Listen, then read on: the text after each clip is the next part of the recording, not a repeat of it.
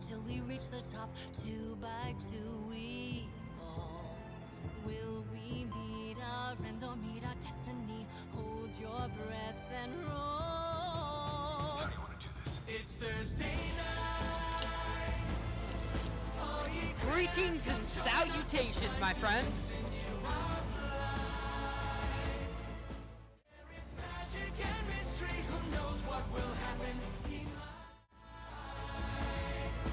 Greetings and salutations, buddies.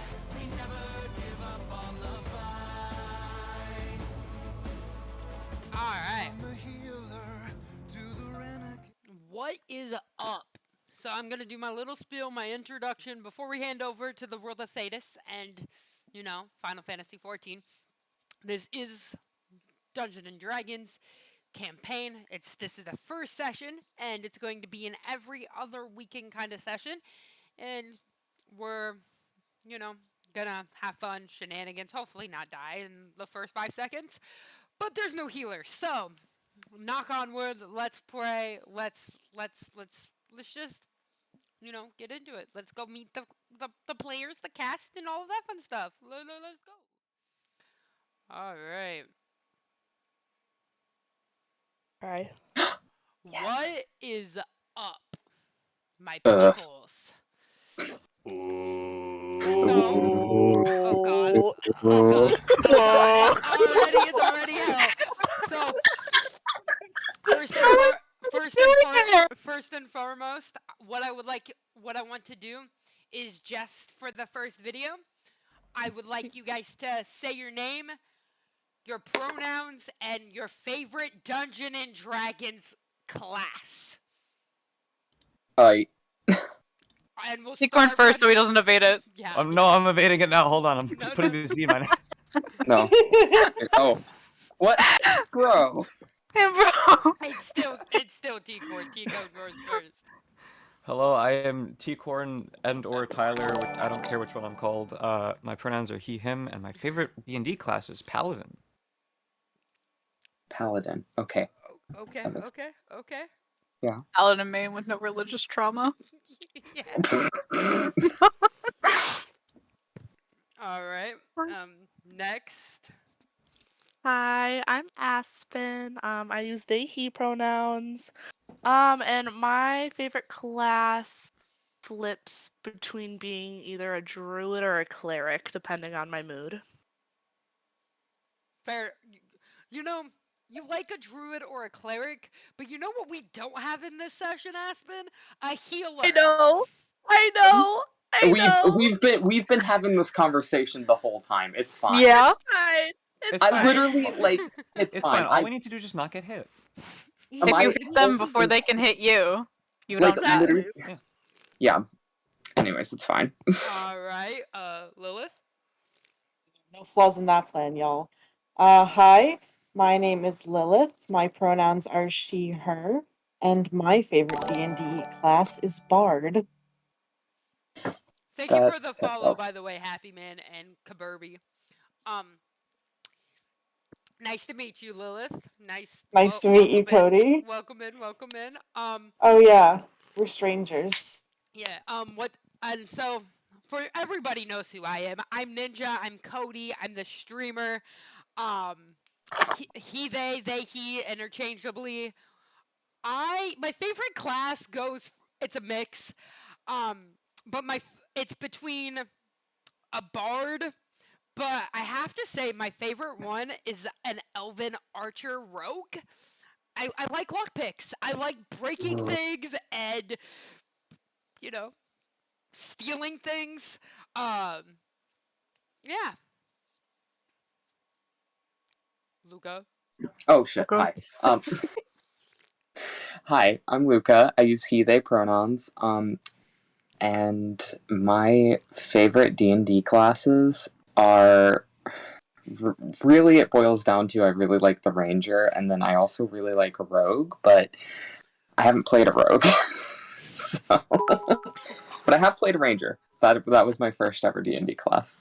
And I was supposed to be the healer, but then I decided that I forgot I was supposed to be the healer, and didn't pick but one healing spell, so that's where we're at. It's fine. Oh, okay, there's my mic.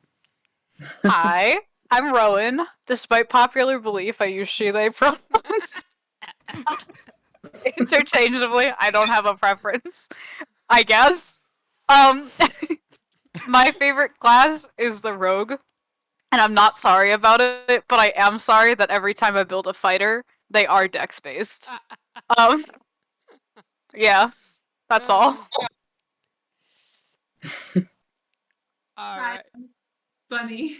My pronouns are she, her, and spiritually, I'm a healer, but my favorite classes are rogue and dragon sorceress. Nice. Dragon sorcerers, like me personally, I've never like heard those two combined specifically. It's a blood thing you can do with sorcerer / sorceress. Okay, okay. I like it. I like it. All right. So you met the players. You this I'm going to have to be honest with you, chat, and everyone can be my witness. This is already going to be a chaotic group. I'm excited for. I've gotten to see ins and outs of player sessions, and I can't wait. So let's get into our world, shall we? Let me pull up my chat. All right. Hello, Nemo. Welcome in. All right. Composed of Aldernard, the westernmost of the three great continents and its surrounding islands, the realm of Eurasia has been the cradle of several unique civilizations throughout history. Towering mountains dominate the north, their peaks forever lashed with icy winds. To the south, a bleak expanse of unforgiving desert holds sway. Yet, these inhospitable lands hold irresistible lure for man and monster alike. For wide, deep, flow, the current of aether and rich are veins of power-infused crystal. In the harsh, though, vaporant region, the people of Eurasia have carved out their histories, a cycle of preposterous, astral, and disastrous umbral eras. The first umbral era brought an end to the age of gods. And there have been 6 such eras of calamity since the first astral era, ushered in the age of man. Each of the Umbra catastrophes has, in turn, borne the characteristics of one of the 6 elements. With all the elements now represented, it was believed the current astral era would last into eternity. But in the 7th verse of the Divine Chronicles, Messiah Thousand Eyes prophesied a less fortunate fate. The scenery sun, or the 6th astral era, would indeed end, and the Septini moon, or the 7th umbral era, would cast its shadow upon the land. The vast realm of Eurasia, comprising the continent of Aldenar and its outlying islands, has seen the rise of a civilization with peoples as diverse as its environment. Throughout its history, the landscape has played home to a number of city-states, the tenuous relationships among them fluctuating between friendly and hostile. The pantheon of the 12 is followed devotedly by most, and doctrine hold that the past wars of the realm were the wars of heavens, with gods and goddesses laying their favor with nation to champion them. In this way, war spread throughout the realm, discouraging unity and peace. As a result, years passed without the lay of the land and its borders ever being mapped in their entirety. It was not until 70 years ago, when an intrepid soul set out to wander the land at the great power to himself, that the first map of Eurasia was completed. Since then, the original rendering has been amended and improved by others, and the form it takes today is used by adventurers across the realm as an indispensable guide on their travels. Speaking of adventurers, an Alamigo, which had held those that had freedom and those that had been a military concourse, a Galarian military officer, Isadora, would be taking their much earned break. Isadora, can you please describe yourself as well as how you're spending your free time? Yeah. So, Isadora has like a lightish, like blue colored hair. She is 6'7", so she's a tall lady, and she's on the younger side, so she's 22. And then she has these like kind of like like light brown-ish like eyes, and like a little bit of a darker skin tone. Um, and you know, much needed break means that she gets to well, first off, take a drink of water. And I guess it depends. Is there anyone else around her, or is she alone? Currently, Isadora can see people from the military coming and going. There's it's relatively quiet, but like nobody's bothering Isadora, but she Mhm. can see like the barracks Mhm. of people taking breaks, people leaving breaks, that kind of thing. Okay. She in that case, she is going to um probably like is there she wants to like duck around like a corner somewhere where she can be a little bit more out of view, Yeah, if so that's possible. there's a if she keeps walking, turns a corner, there's like this private like bar area which is kind of isolated. Nobody really goes in there. Mhm. What would she do when Yeah. she's isolated? Yeah, so she's gonna step in there and she's going to just kind of hesitate for a moment. Um, but then slowly she starts to just do very like small like dance steps basically. Like it's nothing full out. It's more like if anyone was watching her, you'd be able to tell that she's more like thinking through it in her head and then just kind of like moving like feet and arms vaguely to like match, if that makes sense. Yeah. All right. So while Isadora was doing a little bit of dance steps, thinking she was out of view, not having to really deal with people, a Moogle can be seen flying towards her. Koopa, Isadora, Koopo, you got mail, Koopo. I'm not really sure what it is though, Koopo. The Moogle can seem a little excited and a little curious. So you can feel the Moogle start like nudging the Moogle's head against Isadora's shoulder while dropping the package Oh, in her hands. oh. Um, all right. Thank you. Are you gonna open it, Kupo? Uh, yeah. She goes ahead and she opens it. All right. So when she opens the package, it has a letter with on tan parchment and almost what seems like a rush scrawl, as well as what's been included to be like a well detailed and handmade letter addressed to Isadora. Hmm. And it says, Isadora, these last 10 years of freedom have been nothing short of bliss and ache. But you of all people know that the fight won't stop here. Things for people Things for people like us won't ever have those freedom like others unless we stand up and speak, which is what I've been doing for the last few years, as I'm sure you are aware. But we stand arm to arm. We are going to scream loud and with proud and show those who want to keep us in captivity that just because we choose to be more comfortable in our own skin, that we aren't any different. With that, it starts with a little celebration. The Eurasian Alliance has something new in the making, and they want me to lead a team, and I would love for you to be there.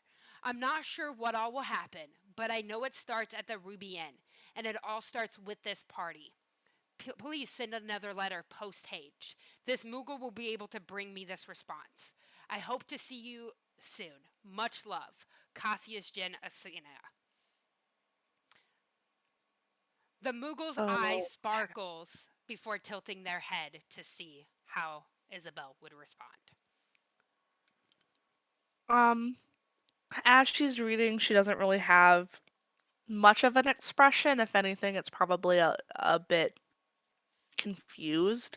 Um, but once she gets to the end and once she sees the signature. She sighs and gives a small smile, and just kind of admires the parchment for a moment before folding it and tucking it away. And I would say, can I say that she has stuff on her right now? Yeah. Like parchment and stuff? Yeah. Okay. Yeah. So she'll pull out like parchment and stuff to write a quick response. Um she is not a woman of many words, so it's very straight and to the point. Just basically like Cass, um, like I'll be there. I hope to see you, and then just love, Isadora. All right. And so once Isabella, or Isadora, my bad. Isadora writes the letter. The Moogle puts out their hand, and as they're putting out their hand waiting for the letter, they also express how lodging is included if you go the night before. It's not mandatory, you can go the day of, but there is lodging included. And quietly and politely asks, "When are you going to go, Kupo?" She pauses again for a moment and like puts a hand like on her coin pouch and then just sighs again and uh yeah, I'll go the night before cuz I'm a little tight on gold right now. I very much understand that, Kupo. I'll send this to him as soon as I can, Kupo. Good luck with whatever you're doing, Kupo. And with those words, the Moogle like pats, like nudges Isadora with their head again, and then you can just see them flying off in the distance. What is Isadora gonna do? Is she gonna return to dancing, or is she gonna head back? No, she'll head back since she got interrupted. Alrighty. While the events were happening with Isadora and their Moogle, in the eastern reaches of the Aldernaut landmass, home to a vast dense woodlands and coursing rivers, lies the forest nation of Gerdania, where Kikushina had been residing. Kukushina, can you please describe yourself as well as what you're currently doing in Gerdania? Hi, my name is Kikushina Tabito. I am currently in Gridania on a travel adventure. I am attempting to see more of the world and perhaps avoid people in other places. Uh, and the thick, somewhat nauseating forests are great for exploring yourself and cover. Um, Kikushina is a bard. She's rather short. She always looks as if she has generally not gotten enough sleep, and she is very easily frightened. So, if anybody is to see her while she is out and enjoying herself in the middle of the forest, she might start a little easily. She might get a bit frightened, but she seems to be a good natured person from the looks of it. And right now in the forest, she is sitting by the river, writing in some notes. She's got some paper on her. She's currently scribbling her thoughts, maybe a little some observations she's taken. That's what she's currently up to. Alrighty. So while Kikushina is just scrolling, observing the nature and self reflection, another Moogle in a different place can be seen flying towards her. Kukushina, Kupo, you've got mail. I hope I'm not interrupting you, Kupo. And I'm not really sure what this mail is, so let's see what this package has to offer. The Moogle can seem a little curious and extremely excited as the Moogle drops the package for her.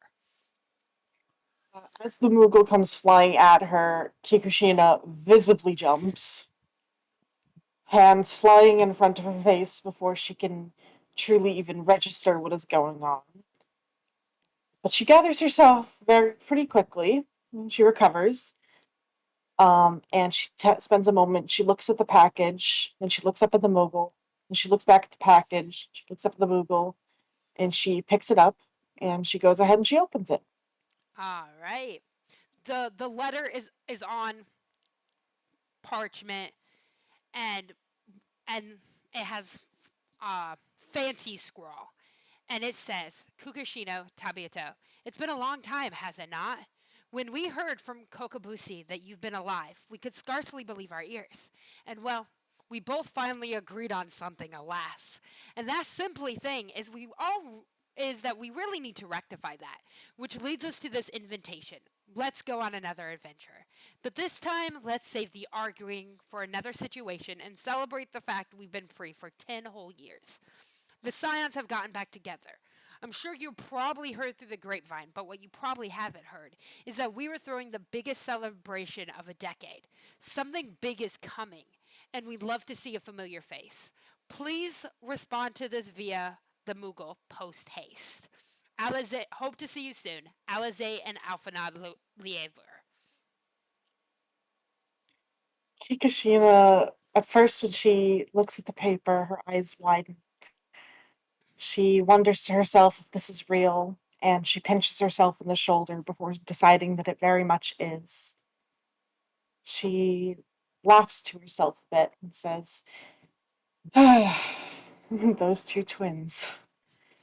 And she pulls out a blank piece of parchment. She writes on it, "You two are ridiculous. I will be there immediately." She wraps it up and she hands it over to the Moogle. The Moogle's eyes sparkle as they tilted their head and grabbed the letter. I'll send it to them, Kupo. Also, I am supposed to let you know, Kupo, that lodging is included if you go the night before, Kupo. We look forward to seeing you soon, Kupo. With that last Kupo, that last word, you can see the Moogle leaving the wilderness, going off on another mission. "Thank you, Kupo," she says. And then it flies off, and she kind of wonders to herself, what the fuck is that? All right. Is she gonna go back to what she was doing before she was interrupted? No, she's always intrigued by the idea of free things. And she's quite frankly got a few questions for these two twins. So she gathers her stuff up and she takes one last look in her reflection in the river. And then she sets off. All right. While Kikushina was getting ready to go on her adventure, we head over to Ulda, another city-state. This wide corridor, known as the Scholar Walk, leads to Frontsdale Prositini, the institute itself, built upon property purchased from the Solswin. One could find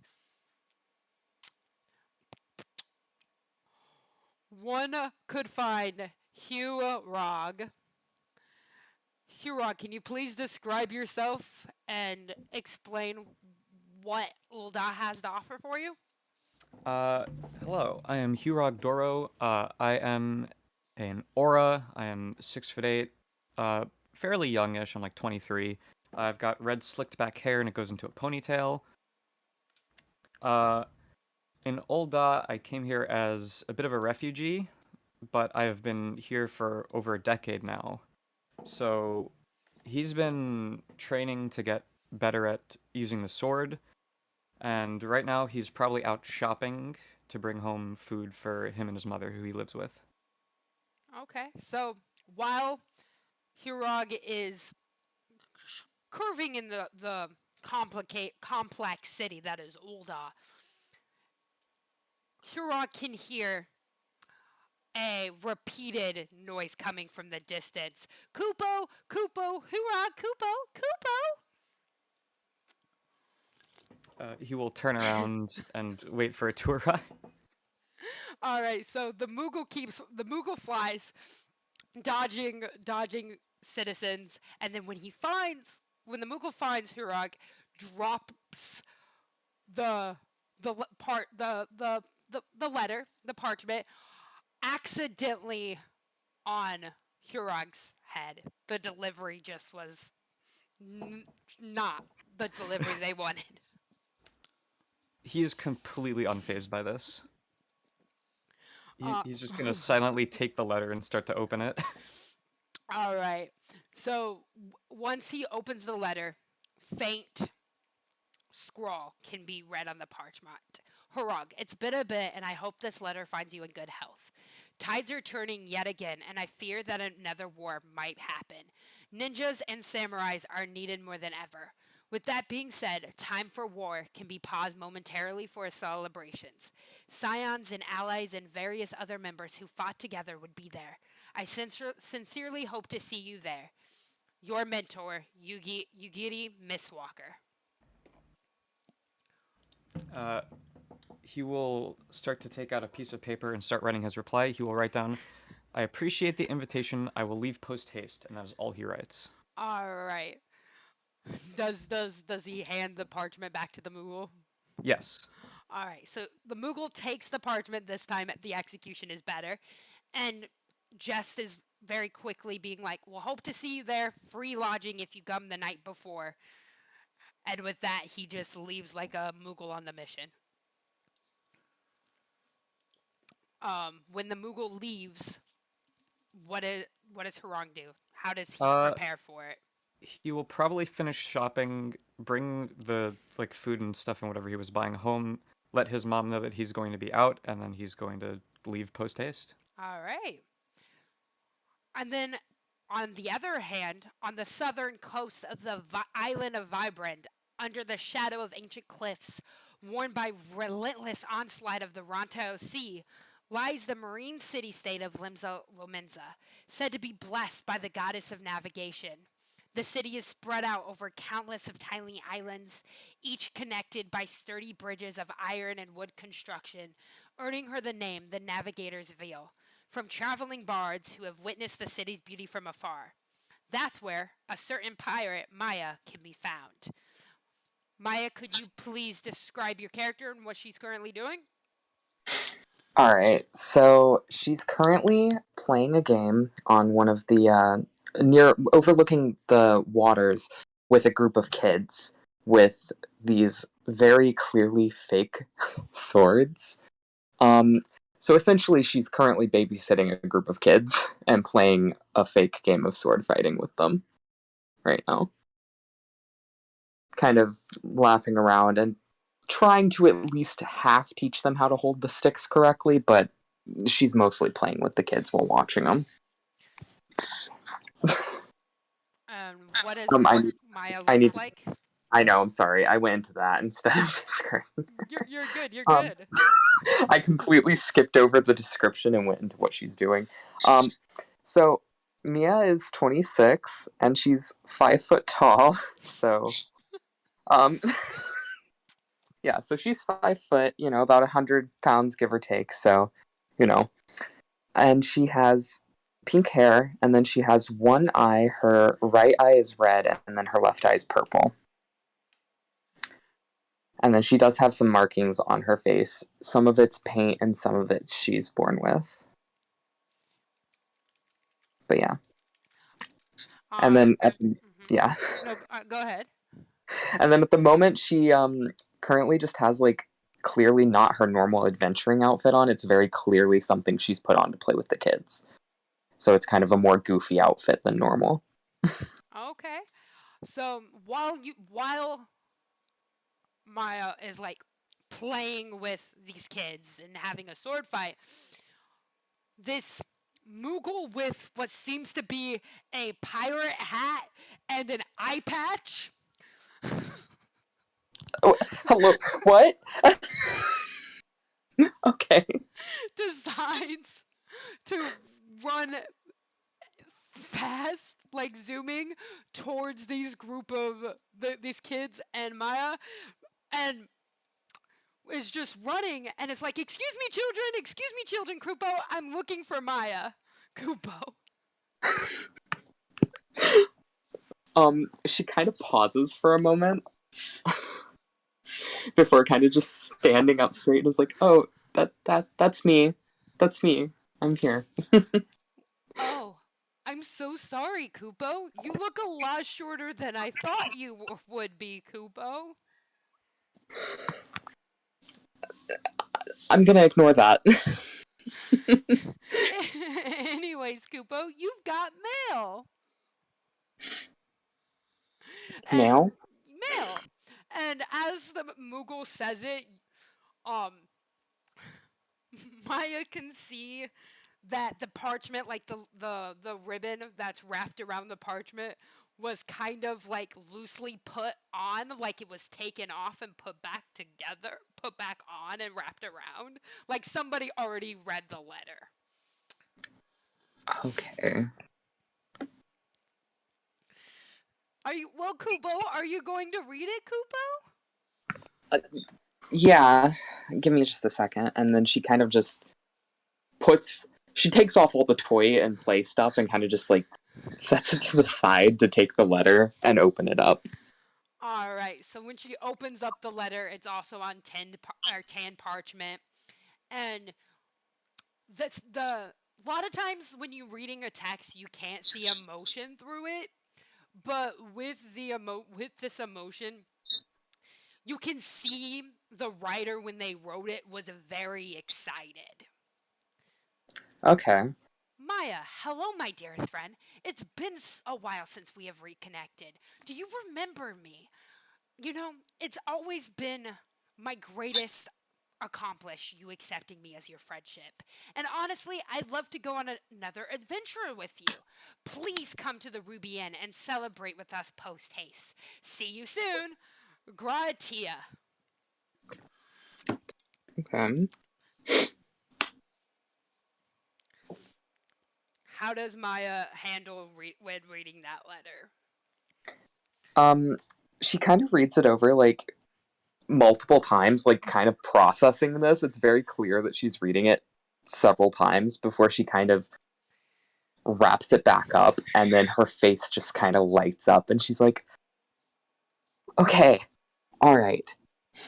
I need to find your parents." And she turns to the kids and says that, just like bouncing on her feet, kind of like ready to go right then. Okay, and so the Moogle, the Moogle's eye, because remember, the Moogle has one eye patch, started sparkling and tilting their head. So, Kupo, are you gonna go?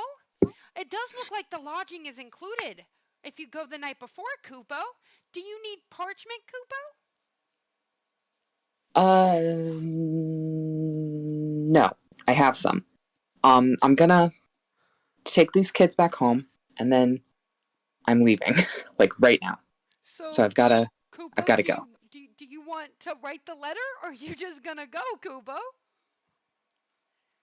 Okay, one second. And she just kind of turns around and she very hastily scribbles something on a sheet of paper. It literally just says, "I'm coming," with like exclamation marks at the end. And then her signature just gets like smeared as she writes it, but it's like, yeah. And she hands it back to the Moogle, like just this haphazardly written letter to the Moogle. All right. So the Moogle takes it, wraps it back around with the same, half wrapped like the previous one was. Saluted like they were in the military and was like, "Aye, aye, Captain Kupo. See you there, Kupo." And with that being said, the Moogle just runs off to the distance. Yes. Okay. All right. So while Maya is finding the kids, bringing the kids back, we're back to the familiar streets of Ulda, where you see the Hourglass. The Hourglass is the foremost inn on the merchant strip, situated next to a busy thoroughfare and boasting the best in service. It serves as a home away from the home to countless repeated customers, who would never dream of staying anywhere else in Ulda, which currently had been home to the dancer known as Vivi. Vivi, could you please describe yourself and what you're currently up to? Phoebe actually just going to chill. She's probably catching up on the latest tea with Momodi, especially if she's over at the Hourglass. Because a good dancer always gets as much information as they can. Vivi is 5'6.5" tall, very short for a rabbit. She understands this, which is probably why the half an inch is so important to her. Excuse me. She has long hair that she usually keeps up. It is two-toned. The soft black is her natural color. It comes off as more of a purple in the light. And she and her mother have worked to dye the ends of her hair a bright pink color. She's currently dressed probably in her costume because she probably just recently got done performing and is just relaxing. All right. So while she is, getting the gossip, getting the tea because she's a seasoned adventurer, you could just hear very quiet the flutter of wings. Just because it's a Moogle. Just see the Moogle, the same Moogle who had in one piece of their mouth a letter that they had to deliver from a certain other person that was in Ulda, and you see them coming and just being like, Vivi, Kupo, Vivi, you got mail, Kupo. Let's see what it is, Kupo. And the Moogle drops both the mail that they have to deliver and Vivi's. Vivi's going to hastily catch both because she's pretty sure only one of those is for her. The problem is, looking at them, which one? Is there a way to tell? Yes. So one of them is a both of them are tan portraits, but one of them Vivi would notice is very similar to a certain person Vivi danced for before with the insomnia wrapped around it. So she's going to take the one obviously not for her and hand it back. I think you need to hold on to this one. Thank you, Kupo. It's been a long day, Kupo. I bet. And then she's going to unwrap the letter and see what it says. All right. So she opens the letter and you can see in fancy cursive scrawl, Vivi. It's been a bit, and I hope this letter finds you in good spirits. The Scions are throwing a grand celebration in honor of our grand champion, and I've been in charge of the performances, which I've decided to hire one of the best performances in Eurasia. Performers. But I remember you dance for me, and I would love to see you perform again and reconnect with the wonderful conversation with you being such a delight. Of course, we will compensate you for your time and consideration. I hope to see you there. Please come to the Ruby Inn Monday the 19th at noon. Post haste. I look forward to seeing you there. Nanamo u namo. Okay. First, she's going to try very loudly, or very hard not to loudly just freak out because she does idolize their fair sultana very much. And then when she's taken the moment to calm herself, she's going to see about getting a piece of parchment and something to write with from Momodi because she doesn't have much on her at the moment. And write a response. And the response is going to be along the lines of she is very happy to hear from her and she hopes the Sultana is doing well She would very much like to uh, join and perform, and she will leave as soon as she is able to. And she looks forward to seeing the Sultana again. After signing it, she hands it over. All right. The Moogle just wraps it in their wing and being like, "Don't worry, Kupo. This will be in safekeeping, Kupo. You can trust me, Kupo." But wow, Kupo, it looks like you've been invited to work for the Scions, Kupo. This is super cool, Kupo. Can't wait for your adventure, Kupo. And with that last Kupo, that last hurrah, you can see both of the letters in both wings, and the Moogle is just trying to be stable and trying to get there where safely.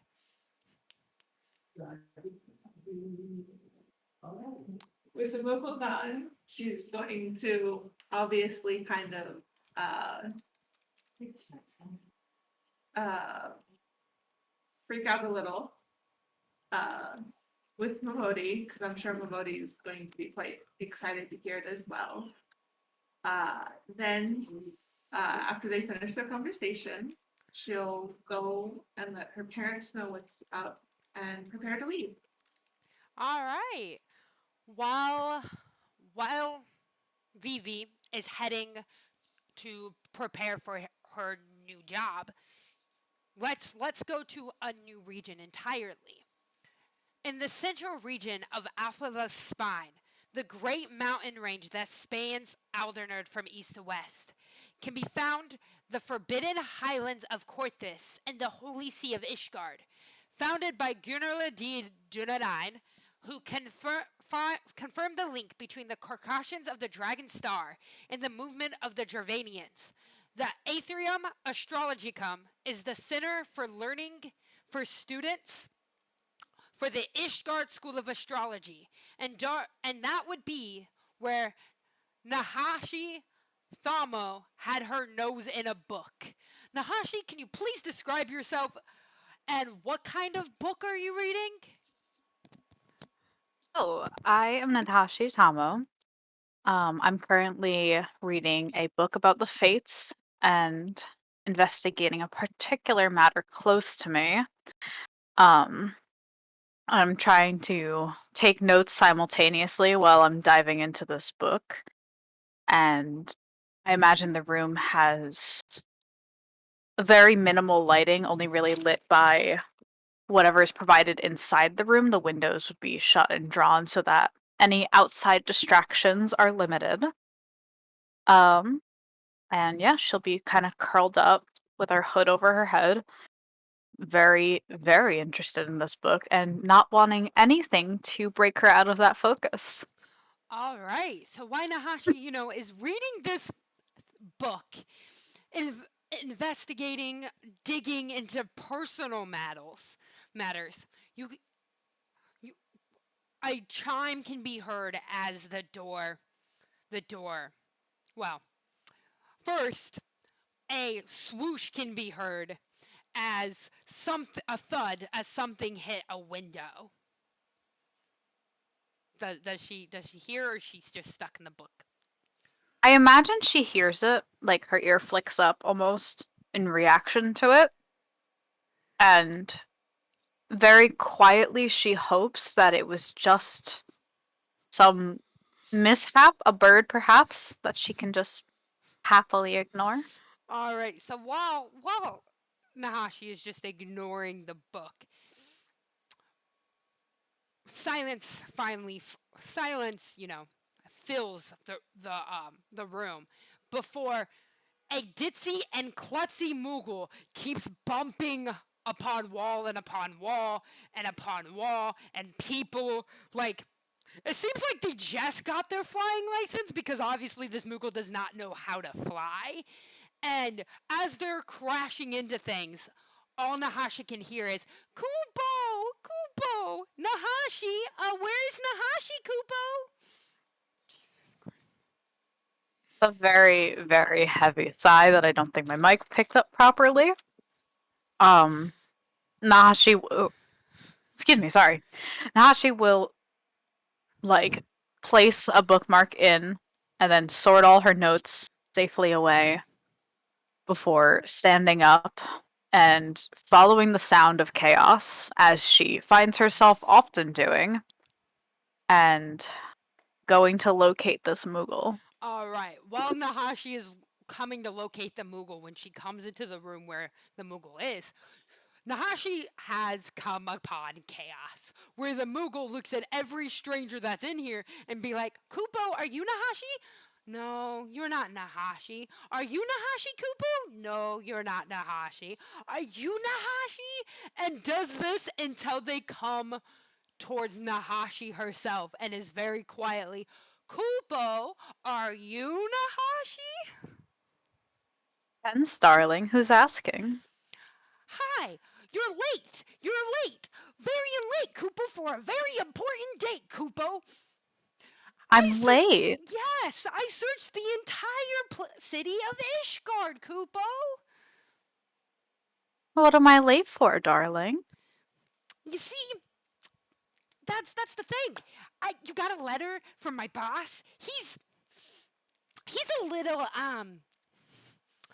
what's the word? He's not, you can't understand him really. And he said that you resided in Ishgard. And I asked multiple people, Kupo, and nobody knew who you were, Kupo. Well, some people don't want to be found. I mean, yeah, Kupo. But wouldn't you want to be found, Kupo, with your book, Kupo? I find that, quite frankly, had I been able to continue the matters with my book, I would have been more content than I would be having this conversation with you. That hurts, Kupo. Anyways, you have mail, Kupo, and with that, the Moogles pouting a little bit because their feelings got hurt, and just dropped the package on the nearest table. Is it like a whole box, or is it just like a letter, or? It's a box. It's a package. Okay. Very tentatively, I imagine Nahashi would approach the box, trying to like discern if it could possibly be something dangerous. So while Nahashi's looking at the book, trying to discern, she realizes the package is not dangerous at all. Interesting. Who'd you say this was from, darling? Oh, Uranger. He's in the science. Kupo. Oh? Yes, Kupo. But he sent me a gift. I don't know, Kupo. It's above my pay grade, Kupo. Nahashi will very delicately open this box. Very much like take her time in making sure that no part of the box like breaks or rips or anything. She's the kind of person who opens envelopes correctly. Okay. So while she's taking the box, she sees two things. One, it's an invitation with her name on it, with Uranger's name scrawled on the bottom, as well as her book. Will she open the copy of her book? I think she'd open the letter first. Okay. So, with the letter, she opens the letter, and this is what it says: Nahashi, we've never met in an official capacity, but your novels on blights as well as the future endeavors of the Eurasian Alliance and Umber Camalities have gotten the science together. 'Tis I assure you that it's a good attention. With 'tis way our country's going, and 'tis the way the world with align with us. We want to use your scholarly information to bring you to the Ruby Inn to celebrate your knowledge and your success. After all, your success furthers the Scion's cause and help us better the Erasing Alliance. I sincerely hope to see you there, and 'tis poke your brain for future situations that can help us understand blights in other situations. Sincerely hope to hear from you soon. Uringer Auguret. P.S. I sincerely hope the Science Personal Moogle finds you post haste. He's a little stupid. Please RSVP so we can take in consideration how many people we have at this celebration. I think she would not immediately vocally respond, but she would smile very deeply. You said the book inside is a copy of her book. Correct. Is there any indication why your ranger would send her a copy of her own book? Without looking at it in it, no. Okay. Can she then look at the book and see if there's any notes or anything like that, or if this seems to be a case of someone wanting her autograph? Okay, so when she opens the book, searches through the pages, she can see that this book has been well read. There's pages highlighted. There's like she can see that Uranger, the writer who sent you this, the Scions, they studied it, and it shows that they looked for certain messages, certain signs, that kind of thing. Oh my. Seems someone's done their homework. Well, it seems that this book is rather well loved, so there's really nothing better to do than to reunite it with a person who would, love it that deeply. But of course, she's going to go grab an inkwell and sign the book. Just like right on the front cover, not the front cover, but like first page when you open it. Just right there, just kind of her nice, beautiful script signature, and she'll put that back in the box, and she'll write like directly on the letter that. Actually, no, she'll keep the letter from your ranger, and I'm assuming in her tower she has some sort of spare parchment, given her studies, and she will grab one of those and write a very nice like RSVP letter saying like, "Hello, your ranger. I am very pleased to hear from you. I would love to make your acquaintance in a formal matter, and I will be in attendance." And she'll sign that, and she'll package that box up, but she will turn to the Moogle first and be like, I can deliver this to another Moogle to have it sent away. I do need to confer with my sister. With that being said, the Moogle first still had their pride ruined from what happened previously. And and he just taps his little foot on the table and be like, I am not stupid. I'm extremely intelligent for my age, Kupo. How old are you, darling? It's rude to ask a female their age, Kupo. It's actually rude to ask a female their weight. Oh, Kupo. And then after that, the Moogle quietly just shook their head and expressed, I'll let our bosses know, Kupo. I assure you they're very nice, Kupo. Also, the scary lady, she told me, Kupo, to let you know, Kupo, that there's free lounging the night before, Kupo. The scary lady? Mm-hmm. Oh, well, be sure to tell her I said thank you. You're very welcome, Kupo. And with that being said, the Moogle flew off to the distance, hopefully to never see Nahashi again. All right. Toodaloo. All right. With that being said, for my players, you all can unmute Now, that's the the end of all of the introductions. I'm free. Free. Okay, No, but I was holding my breath the whole time. Antiqua's been holding Set a new world record. Jesus. I hope you guys, on another note, I hope you all love the Moogles. I gave them each different personalities. good content. um, so with that being said, all of our characters, right? They go, give me a second. They go to the Ruby Inn, which.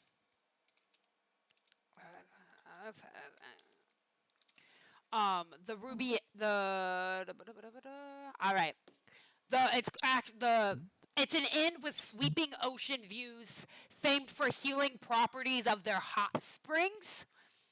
Um, the public baths of the Hingashi are largely mixed gender, and it's customary to bathe naked. It's customary, but it's um, but it's in a trading hub such as Kugane, where folks of mirrored cultures and creeds mingle one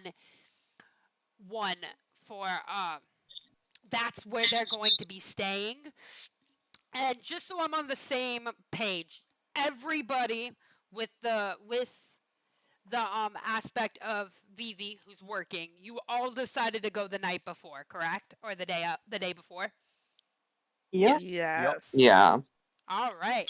So, with you guys arriving the night before, when you guys show up, you're going to see the Kugane in the end like bustling with shops, boxes, people bringing in freight, people not bringing in freight, um, people laughing, having tea. Um, you can for tonight, everybody gets to choose what they would like to do for their freedom. You guys can go to your hotel room and just stay away from each other. You can check the local shops and markets and buy souvenirs. You can check out the drinking and local beer shops as well as the cafe. And all of the food at the inn is paid by the associates of the science. So what are you guys going to do for your freedom? Hmm. Um. Be a Oh no. Go ahead. Roll a dice to see who talks. Roll a dice. Roll with that. initiative. Get a roll going. Come on. All right, roll for initiative, but this is who gets to talk first. It's who gets to talk first. I literally made that fucking joke, and then Cody makes it louder. Rowan, you're a complete robot. Yeah. Yeah. Because I'm yelling. I made the same joke about initiative, All but right. Cody said it louder. Ow. Damn. Wait, where the fuck did Rest in pieces. But yeah, if you me guys roll, staring at if the you guys rolling zone roll chat? for- Where is it? I hate myself. Are It's we fine. actually rolling initiative or just a flat d20? Just a flat d20, but whoever has the high. Oh, well, I guess that's. Okay.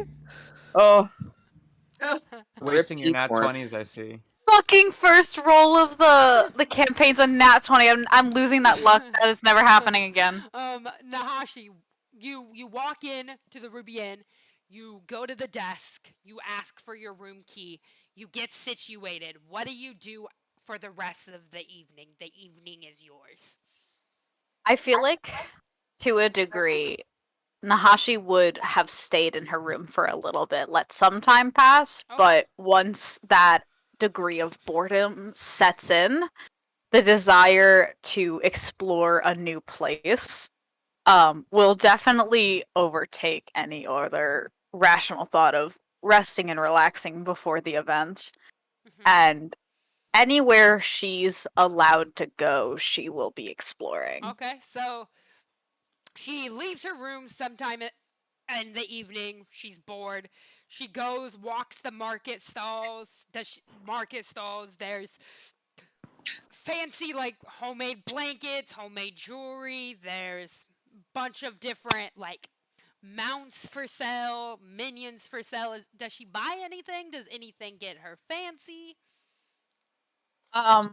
I feel like she definitely looks at things, but she does not buy things yet. All right. She'll definitely make conversation with any shopkeep that will start a conversation, but otherwise she remains fairly quiet and will just kind of look and nod and move on. Okay, and then so when she continues walking, she goes through the market, everything else. There, she walks towards there's food stalls, market stalls, drinking stalls. Does she want food? You said the food and stuff is free? Um, so the ones that are in the like near the end, yes, not these ones. Not these ones, gotcha. I don't think she would start by spending money in any regard. All She's right. being a little frugal in the sense that she's in a new place and she wants to be cautious with how much she spends right off the bat. The event hasn't even started yet. Alrighty. And so she looks at the market, she explores everything that she has to, and one of the innkeep, when she comes back, is like, hey, we have our famous hot springs. Have you went there yet? Would you like to go there? Um, hot springs? Like Yes. Like, real hot springs. correct. You go, you get to like soak your tired muscles, and it is free, paid by the scions, if that's something you would like to do. Uh, okay. Thanks though. No worries. After the interaction with the innkeep, does she go back to her room? It's getting pretty late at this point. If it's getting late, she'll probably try to scuttle back to her room. Okay. And does she want to, before she heads to her room, does she want to order food? Again, paid by the scions, or is she just like, I'm going to go to sleep? If it's paid for already, she'll order food, but like nothing extreme, just like a normal amount. Like, she's not gonna break the Scion's budget on herself alone. Okay. So she orders food. It's escargot. It's the delicacy in Kugane. It's escargot and crab lugiti. Yeah. Does she eat it? Does she not? Um, she definitely will try it, but she'll make sure that when she does, like, she's in her room so that if she doesn't like it, she can make visible faces about it. All right. So she gets it to go. She heads to her room. The innkeep is like, "Have a great night. See you in the morning. There's complimentary breakfast tomorrow." She'll just kind of nod and carry on. All right. So while she's going in her room doing her thing until in the morning, we see Maya. Maya arrived as well. She goes in, gets her keys. Earlier in the day, they all get their keys, but she gets her keys. What does she do once she gets her hotel key? Like when she gets situated, what is Maya doing on the town tonight? So she's kind of exploring around. She's trying to get, or keyword trying to get a feel of the land. I can safely say she's probably gotten turned around at least 3 times, probably, in the process of this. But, just because of everybody moving around, she's basically trying to figure out her way around. And then also, if she notices anyone at all who seems like they might need help, she's pausing, going over to help them, and then continuing on, so it's taking her a while to kind of figure out where she's going about. Okay.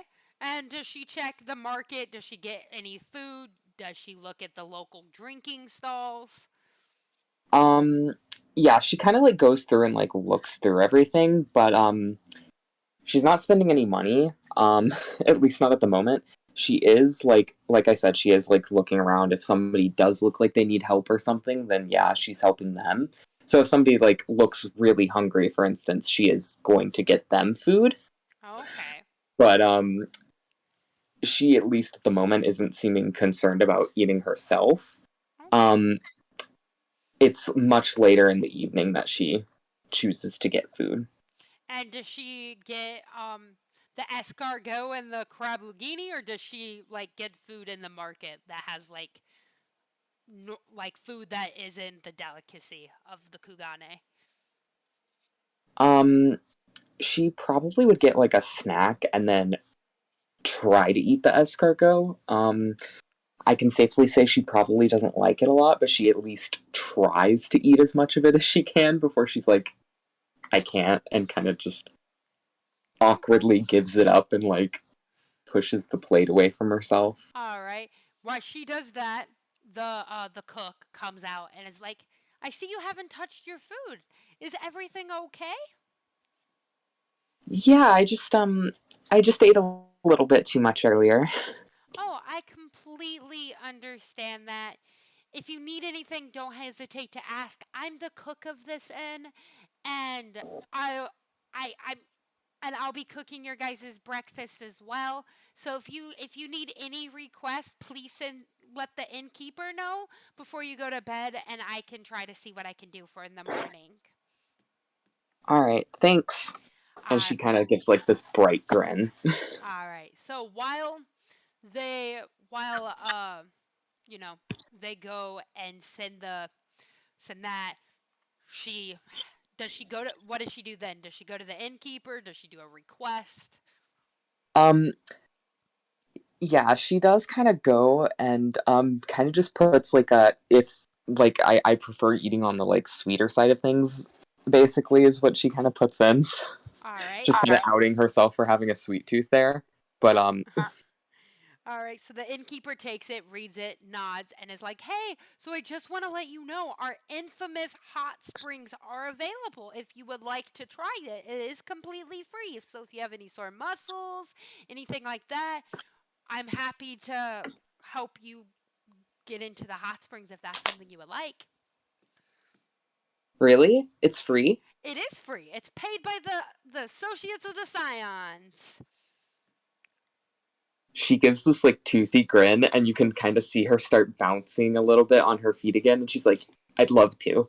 How do I do that?" All right. So the innkeeper turns around, grabs a key from the wall, hands it to her, and is like, "Okay, so if you go out of this door, out of the entryway, take 5.5 steps towards the right and go down these stairs. You'll be able to enter the hot springs. And it is a mixed gender. I do want to let you know that.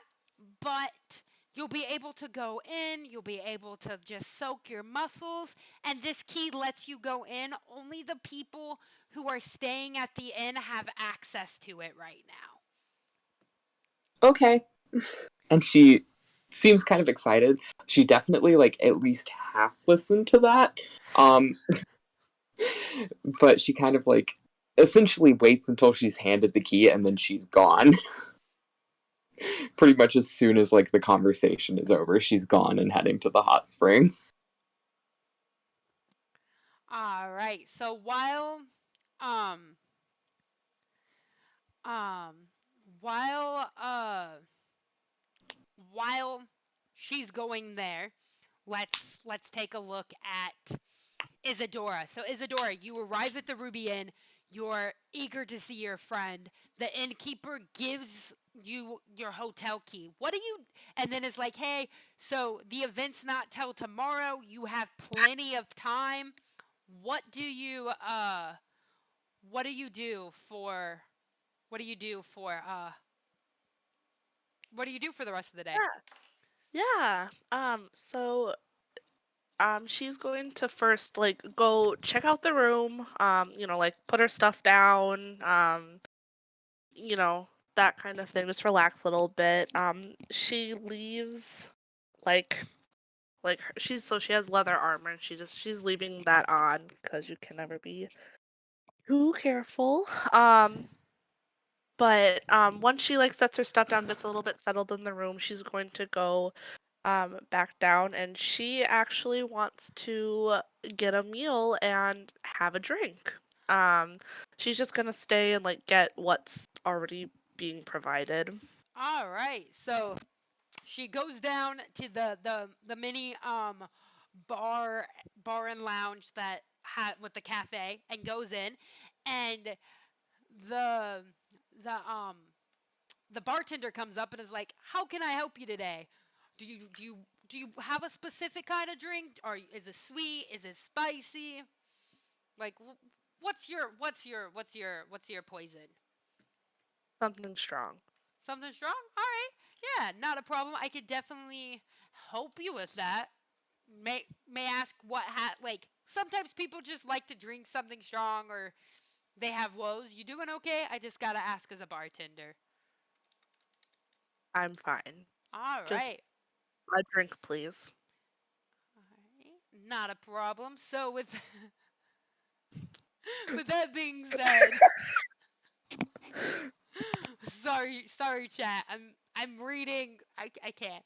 Anyways, so so the bartender heads to the back and is just you know reading just going in the back figuring out drinks, and then they come back with like this orange um this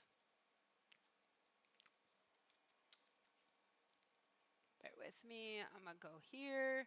I'm a bear with me. Okay, not that one. I'm sharing my screen so you guys can see too. Um, that isn't just stream purposes. Oh, Um, nice. this comes back and hands you this drink. She like looks at the drink a little surprised just because that is not at all what she was expecting to be put down in front of her. Um, but she takes it and willingly tries a sip. What does it taste like? All right. So what it tastes so this is a fruity cocktail. It's strong, but Huh? it's a fruity cocktail.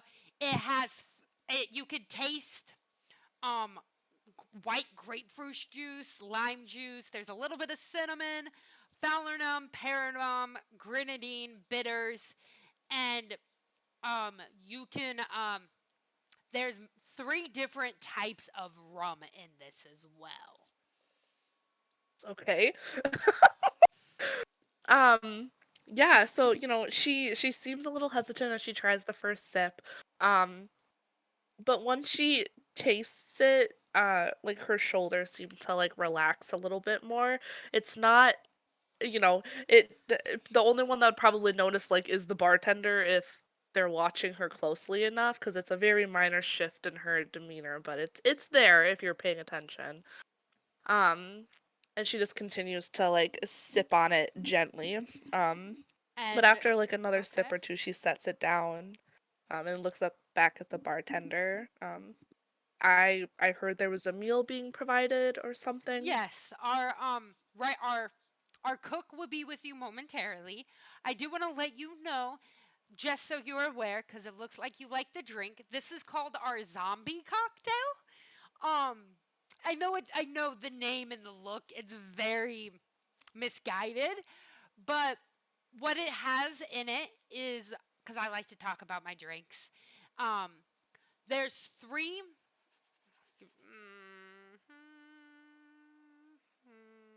Um, um, Oh, bear with me. Um, um, streamer issues. you're okay. Uh,